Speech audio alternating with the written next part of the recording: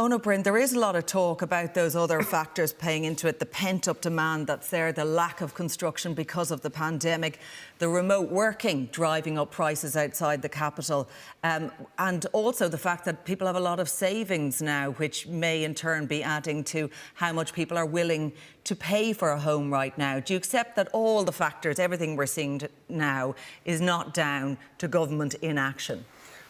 Well, first of all, house prices have been rising steadily since 2014. So while issues, for example, of Brexit or COVID or other factors have added additional problems, the core structural problems have been built into the system since then. And the difficulty is a lot of things government are doing are making it worse, and some of the things they're not doing is making it worse. So very simply, government, for example, has not been investing over the last 5 to 6 years in the direct delivery of the one thing they can control, genuinely affordable homes. We had 5 years of confidence and supply with Fianna Fáil and Fine Gael. Not a single affordable home to buy was delivered through any central government scheme. This year, the target for affordable purchase homes is only about 400. On top of that, you've got the additional problem that we have tens of thousands of planning permissions approved. We've had them in the system for several years.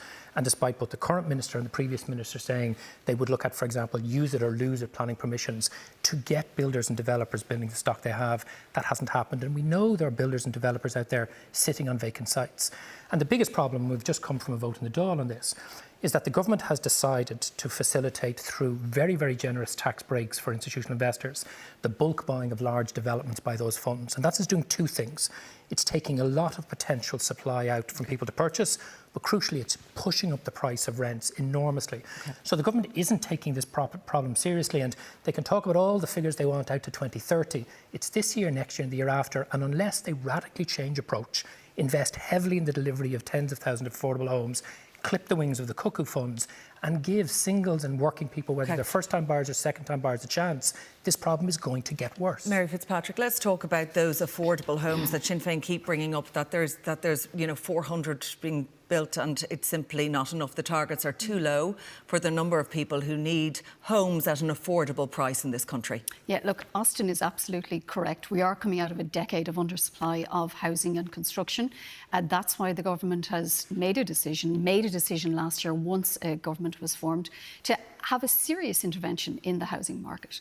20 billion euros. After a decade, though. I mean, it's still gold. Hold on a second. It's a new government. It's a new government, Claire. Okay. Now, to be fair, and it's a new housing plan. Which, no, Claire, this is important for your listeners. Yes. This is important for your listeners. Because I'm dealing with people every day who are paying too high rents, who do want to buy their own home and are being priced out of the market. That's why 20 billion has been committed, 20 billion euros has been committed to deliver 300,000 homes. That's 4 billion this year and another 4 billion for the next 4 years. That's 20 billion over the next 4 years. It's backed up as well by the local authorities building homes and affordable homes that will actually... Are there enough affordable homes? Do you accept Sinn Féin's criticism on that there aren't enough and the target is too low in the area of affordable housing? I don't accept Sinn Féin's criticisms because their criticisms and their plans don't stack up. They say that we should be investing more in delivering housing.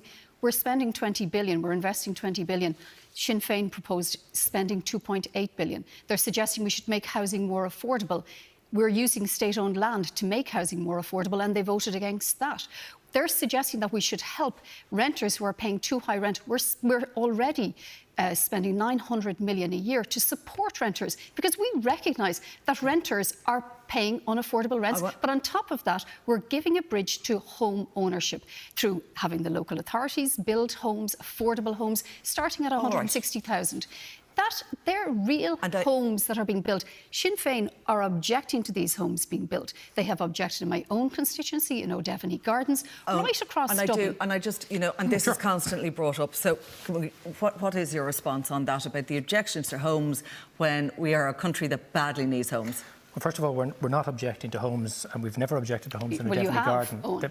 They objected to 1,000 homes in O'Devany Gardens. The very specific... It is. I just want to let Eoin Ó Broin answer the question there. The very specific problem in O'Devany Gardens is the model that Fianna Fáil and Fine Gael have used for the delivery of homes there will see the full price of the so-called affordables come in at 350 to 400,000 euros. That's incorrect. Because instead of giving Dublin City Council the money to directly deliver those units, they've entered into this sweetheart deal with the developer. And here's the prices. Darragh O'Brien announced 2 weeks ago after Cabinet that the purchase price of the so-called affordables in O'Devany Gardens will be between 250 and 310,000. But the people who buy those houses will also have to pay an additional €97,000 in a hidden shared equity charge. What we voted against was transferring public land for virtually no cost to a private developer, because 400,000 isn't an affordable home. So they did vote against. They voted against 1,000 homes in my constituency. That is why. 1,000 homes. That is why the approach of this government is making it worse, because they're pushing up house prices all the time. Right. And it wasn't just 1,000 homes. Claire, it wasn't just 1,000. I want to get the view on the ground from people who are actually trying to buy homes at the moment. Let's bring Ciarán Mulqueen in here.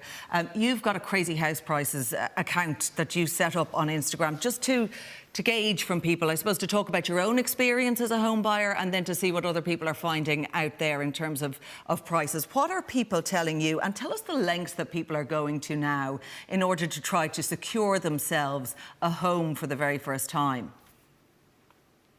Yeah, I suppose I've become a bit of an agony uncle for my generation of people that are really struggling to buy a home. And there's just massive frustration, massive anger. I put a thing up on my Instagram earlier asking people to summarise how they feel about the housing crisis or house prices in one word. And the four most common words were angry, depressed, defeated, and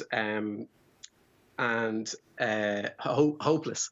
So it's like you see with politicians in the Dáil every week, and they're slinging mud at each other and talking over each other, and nothing's actually getting done. And I'm seeing thousands of conversations a week in my inbox of people that are just completely desperate and are just so angry, and again just feeling so defeated that they will never own their own home. Especially I'm married, and my wife Melissa, and we've managed to get our own home. But for single people in Ireland, it is impossible. They need to be earning in the top 4% to be able to afford a home in Ireland. It's literally impossible for them because there are no apartments for sale. And Ciarán, tell us what people are doing. They're actually sending letters to people who are selling their homes, and they're saying, look, please choose us. Let us buy your home because we're desperate. Isn't that right?